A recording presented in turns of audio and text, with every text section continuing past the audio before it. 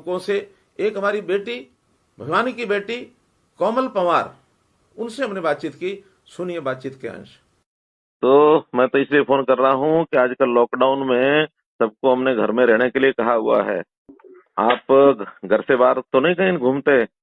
नहीं सर, बिल्कुल नहीं। हाँ, तो घर में रह करके अपने समय का उपयोग कैसे करते हैं? सर पढ़ाई कर रही हूँ मैं, तो उसी में होता है सारा यूज। और अभी तो जो रामायण और का प्रसारण होता है तो 2 बार वो देख लेते हैं, बचपन से जो देखते आए हैं। और नई नई बातें क्या है करने को मिल रही? सर नई बातें हैं कि जो अभी तो पूरा चल रहा है, तो लॉकडाउन में मम्मी भी जैसे घर पे ही रहती है, तो थोड़ा मम्मी का पढ़ाई लिखाई हो जाती है, कुछ नया करने को मिल जाता है।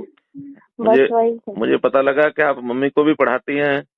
जी सर, थोड़ा थोड़ा। हाँ, देखो कितना बड़ा लाभ हो रहा है कि हाँ मम्मी, जी, आप हाँ भी जी पढ़ रही सर, हैं, मम्मी को बिल्कुल। भी पढ़ा रही हैं।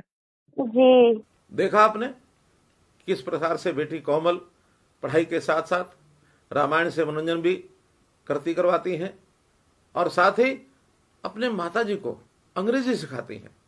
अब उनको अपनी माताजी को अंग्रेजी सिखाते हुए कितना आनंद आ रहा होगा, और माताजी को भी कितना बढ़िया लग रहा होगा। ऐसे नए नए काम हम भी अपने परिवार के साथ बैठ करके कर सकते हैं, और न केवल अपने परिवार में बल्कि अपने पड़ोसी परिवार, आसपास के परिवारों को यदि अकस्मात किसी बात की आवश्यकता होती है, उनकी भी हम अवश्य मदद करें। खुद को, परिवार के सदस्यों को मनोवैज्ञानिक तौर पर भी हमको स्वस्थ रखना होगा। उनको हर बात के लिए तैयार करना होगा, क्योंकि स्थिति बड़ी विचित्र है, अनिश्चितता की स्थिति है, और यह अनिश्चितता की स्थिति को हमेशा एक असमंजस में जो स्थिति रहती है, उस बात के लिए हमको तैयार करना है। क्योंकि कहा जाता है कि अनिश्चितता जीवन की खूबसूरती है, इसको स्वीकार करना ही चाहिए। इसी संदर्भ में एक युवक कर्ण एलावादी बहादुरगढ़ से जो बातचीत हुई, उसके अंश सुनिए। आप लॉकडाउन कर रहे हैं कि नहीं कर रहे हैं? जी सर, बिल्कुल। मतलब अपने लिए भी और परिवार वालों के लिए भी और आसपास देश वालों के लिए भी ये तो बहुत जरूरी है। तो क्या क्या चीजें नई आप कर रहे हैं जिसका आपको भी लाभ हो, परिवार को लाभ हो, समाज को लाभ हो, ऐसी कोई नई बातें कर रहे हैं? जी सर, कुछ नई चीजें अभी करी हैं, अपनाई हैं, जो पहले नहीं कर पाए थे हम लोग।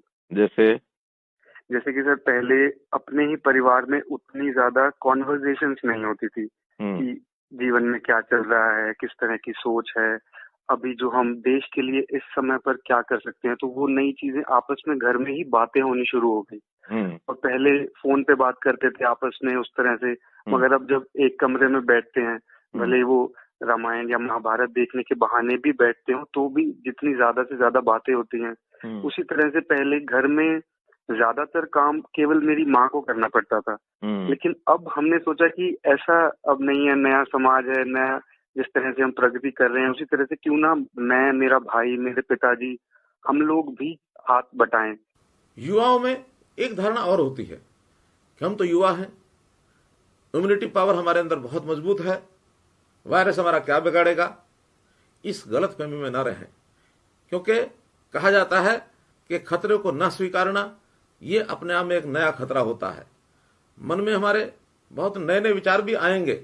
हम चूंकि नवयुवक हैं, लेकिन इन विचारों का उपयोग हम रचनात्मक कामों में लगाएं, हम परिवार के साथ मिलने जुलने में लगाएं, हम घर में रह करके कोरोना से कैसे लड़ना है, इसका हमेशा विचार करें।